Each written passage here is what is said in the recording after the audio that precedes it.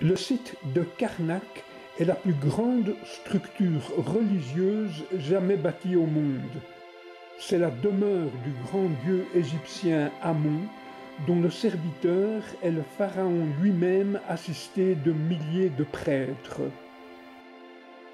Une vue aérienne nous permettra de suivre notre progression à l'intérieur des bâtiments.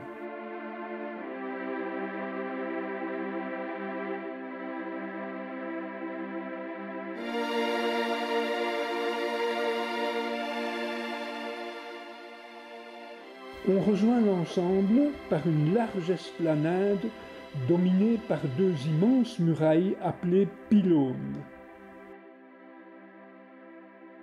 Un débarcadère relié au Nil permettait d'amener au temple la barque sacrée contenant la statue en or du dieu. L'entrée proprement dite est bordée par deux rangées de sphinx à corps de lion et tête de bélier, protégeant entre leurs pattes le pharaon, ici Ramsès II.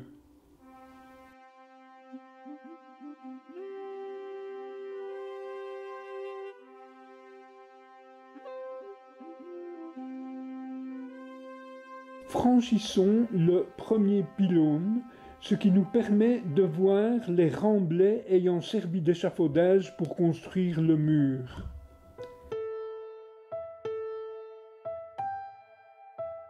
L'immense cour comprenait 26 colonnes géantes, dont il ne reste qu'une seule de plus de 20 mètres de haut en forme de fleur ouverte de papyrus.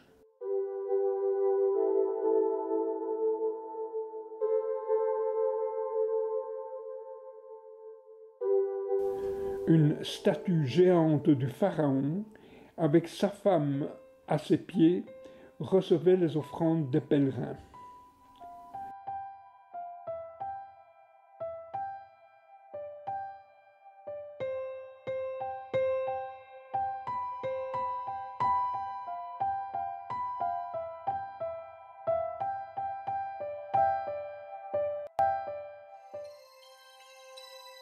Entrons dans la grandiose salle hypostyle avec ses 134 colonnes symbolisant un champ de papyrus inondé par la crue annuelle du Nil, indispensable à la survie des habitants.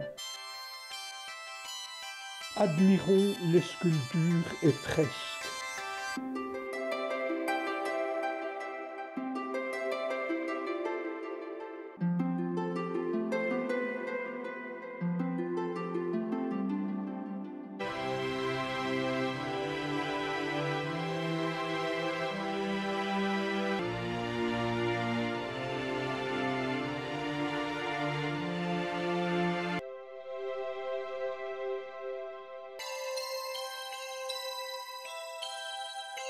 Les parois sont décorées de reliefs. Voilà, ici, ça c'est le Nil, on le voit très bien.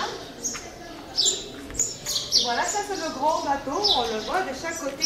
Il y a la tête de bélier, l'animal sacré de Dieu Amon-Ra lui-même.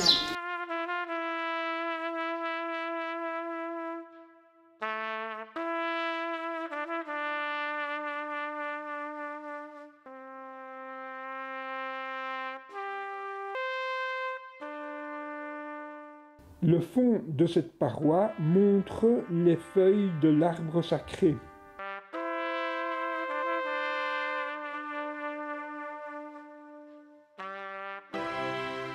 Certains reliefs sont martelés pour effacer la mémoire du roi représenté.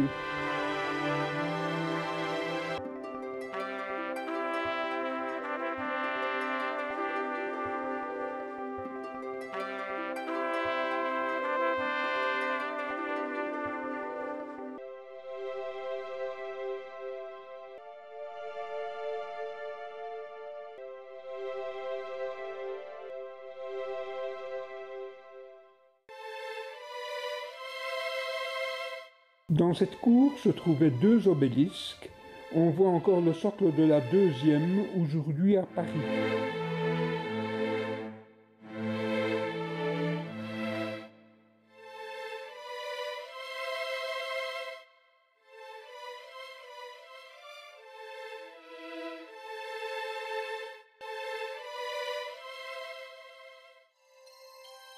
Nous marchons dans une cour qui a été submergée au cours du temps, comme le reste de l'ensemble, par les crues du Nil. La porte d'une ancienne mosquée montre bien où se situait le niveau du sol il y a encore 200 ans.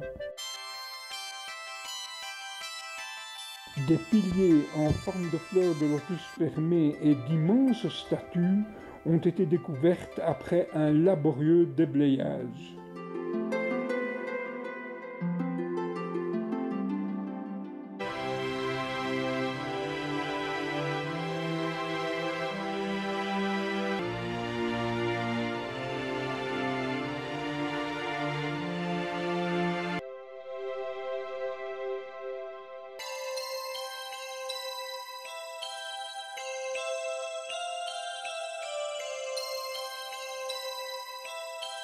Nous voici dans un temple couvert où était posée la barque sacrée.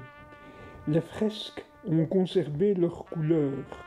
Certains reliefs ont été martelés pour effacer le souvenir des dignitaires représentés.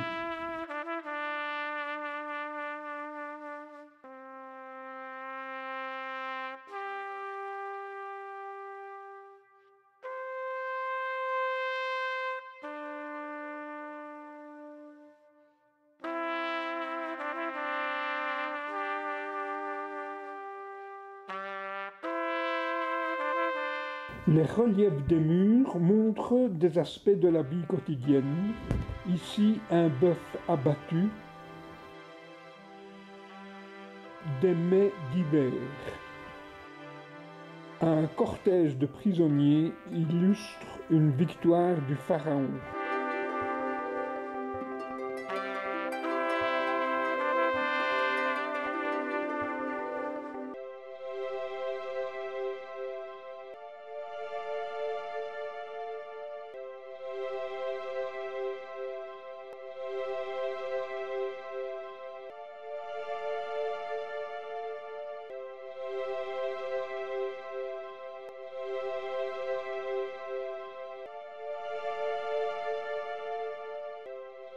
Rejoignons la salle des fêtes qui a été transformée au 5e siècle en église copte.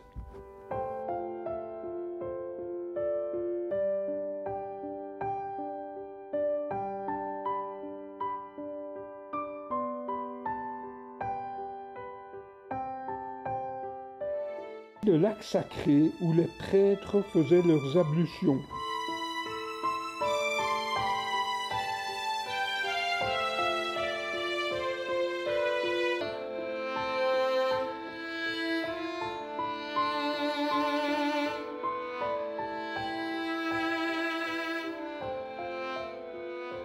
Devant nous, tous les temples que nous venons de traverser.